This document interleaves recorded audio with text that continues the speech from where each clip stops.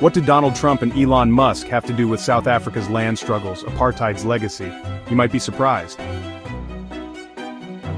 Donald Trump and Elon Musk, two powerful figures with different paths to influence, have voiced their opinions on South Africa's future. But are their agendas helping or hurting this country's already fragile state? And what can Zimbabwe's troubled history teach us about what could go wrong? Coming up, land expropriation. South Africa's apartheid history. Mugabe's land reform and Zimbabwe's challenges. And the global perspectives of these two high-profile figures. Land expropriation refers to the government taking ownership of land from private individuals or entities, often without compensation, for public purposes such as redistribution or development.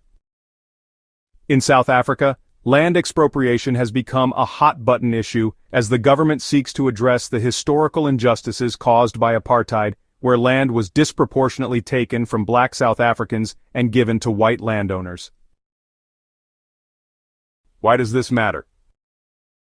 Land is a key asset in most economies, and owning land provides not just a place to live, but also a source of wealth, economic opportunity, and social mobility. Historically, in both South Africa and Zimbabwe, land was not distributed equitably, with large portions of prime agricultural and urban land being concentrated in the hands of a few, typically white landowners.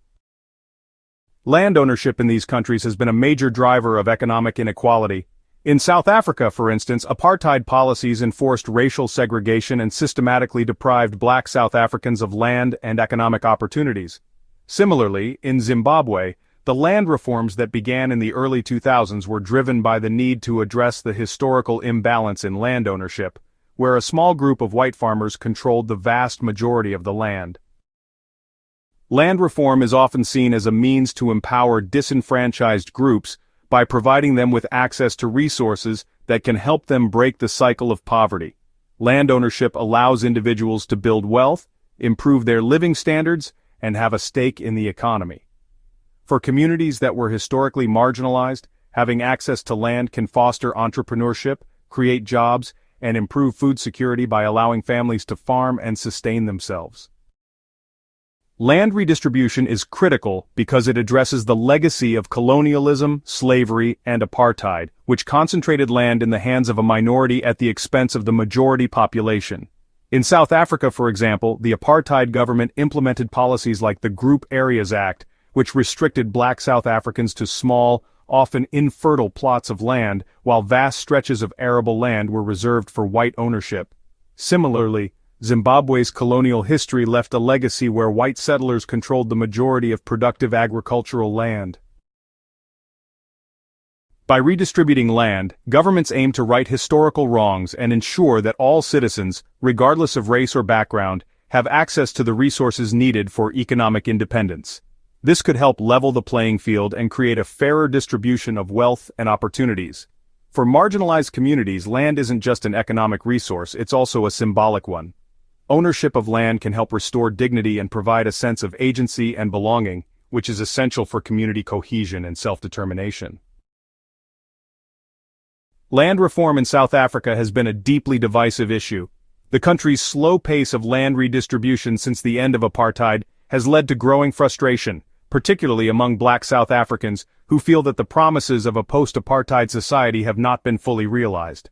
While the government has implemented some land reform policies, these efforts have been criticized for their slow progress and bureaucratic hurdles. The proposal to expropriate land without compensation has sparked significant controversy, especially after the African National Congress, ANC, began pushing for it in recent years. In some cases, expropriation is allowed without compensation, but only where it is just and equitable and in the public interest.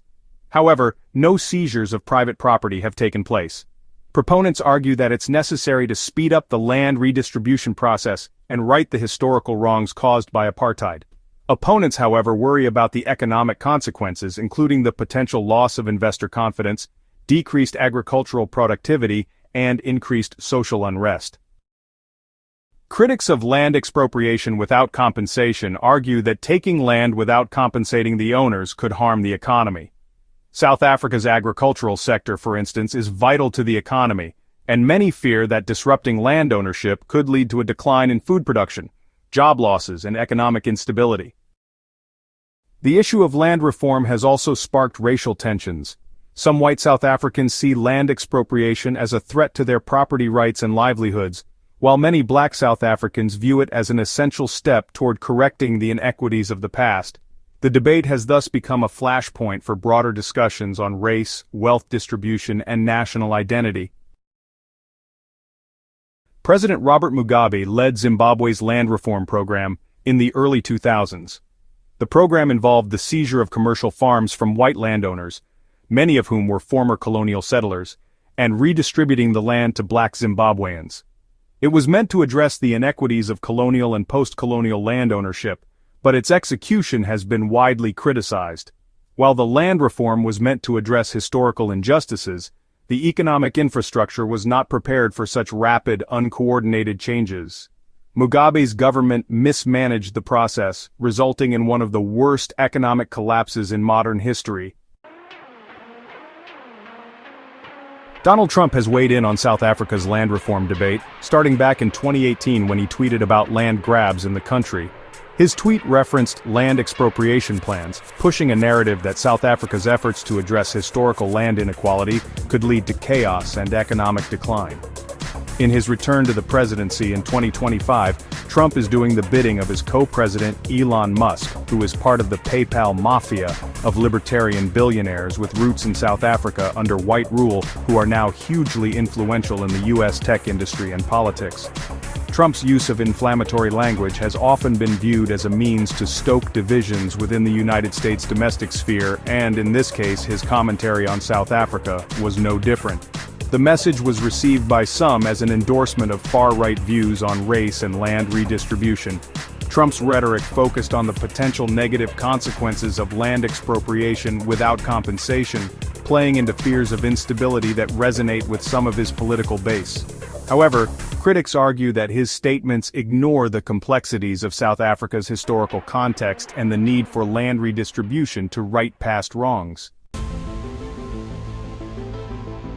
Elon Musk's ties to South Africa are personal. He was born in Pretoria in 1971. Although Musk has lived in the US for most of his life, he has maintained an interest in the country. Musk's views, however, have never been as politically charged as Trump's. His ventures, such as Tesla and SpaceX, have contributed to global innovation, but his political commentary on South Africa remains relatively sparse. Despite his global influence, Musk's interactions with South Africa have largely focused on business opportunities, like renewable energy solutions and mining for the electric vehicle industry. He's also hinted at the importance of technological advancements in transforming regions with deep historical challenges, such as those stemming from apartheid. The issue of land expropriation is not only confined to South Africa and Zimbabwe, but is also deeply rooted in the history of the United States. The U.S. has its own history of land expropriation, especially regarding the treatment of indigenous peoples and African Americans. The United States, much like the countries it's criticizing, has used land expropriation for centuries, often to the detriment of marginalized communities. This history underscores the hypocrisy of the Trump administration's condemnation of land expropriation in South Africa, given the United States' own legacy of such practices. The rhetoric surrounding South Africa's land reform debate and economic challenges, fueled by figures like Trump, is more than just a political talking point. It touches on issues of inequality, race, and historical injustice that continue to plague the country today. Proposals for land expropriation have stirred fear of economic collapse and loss of property rights, but supporters argue it's essential for addressing the vast disparities left by apartheid. The question remains, how can South Africa move forward in an equitable way, and what role do global figures like Trump and Musk play in shaping that narrative? Trump's harsh, often divisive language surrounding race and land issues has the potential to escalate tensions both within South Africa and across the globe. Musk, on the other hand, focuses on economic innovation and technological solutions, yet his silence on sensitive political issues leaves much to interpretation. The reality is that words can shape the way the world perceives nations. Rhetoric can either build bridges or drive wedges between countries that are already grappling with complex issues of race, economics, and justice. Trump and Musk may shape perceptions with their tweets, but the future of the region will depend on its people, their leaders, and their ability to overcome the challenges of their past.